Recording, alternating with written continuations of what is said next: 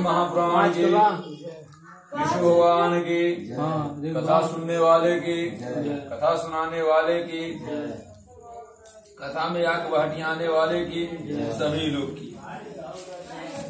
पौराज की कथा यह मनुष्य शरीर प्राप्त करने की महिमा, धर्माचरण मुख्य कर्तव्य, शरीर और संसार की दुख रूपिता नश्वरता है, ऐसे नश्वर होता मोक्ष होता निरूपण। गुरु जी ने कहा ये ध्यान दे भगवान, अज्ञान के कारण जीव जन्म मारण रूपी संसार में पड़ता है, वह अज्ञान है। यह मैंने सुना, अब मैं मोक्ष के सनातन उपाय को सुनना चाहता हूँ। हे भगवान, हे देव देवेश, हे शरणागत सब सभी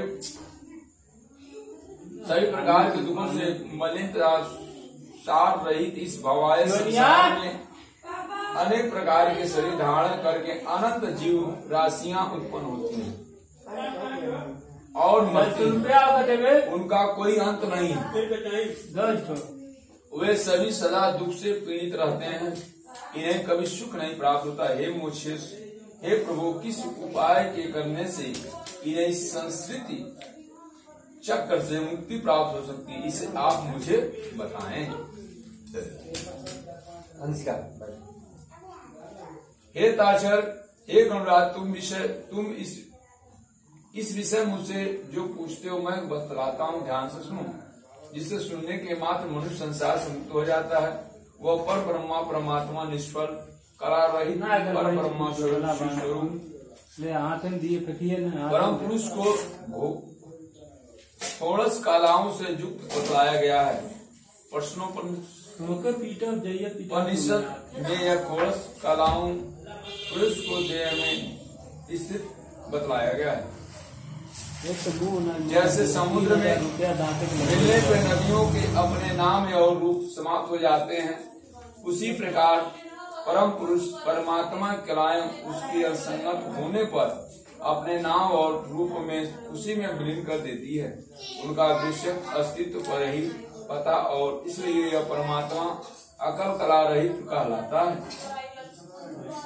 मैं अनेक दृष्टांतों कथाओं से बोध गया है कि निष्फल ही कोई स्थूल सत्ता नहीं होती, अपितु वह निस्तान सूक्ष्म होता है, सूक्ष्म रूप होता है। 33 श्लोक के अनुसार ब्रह्म होता है तो उसे सफल समझना चाहिए और शरीर रहित अवस्था में उसे निष्कल समझना चाहिए। शांडिल्योपनिषद के ब्रह्म के 3 रूप बतलाए हैं। कौन कौन?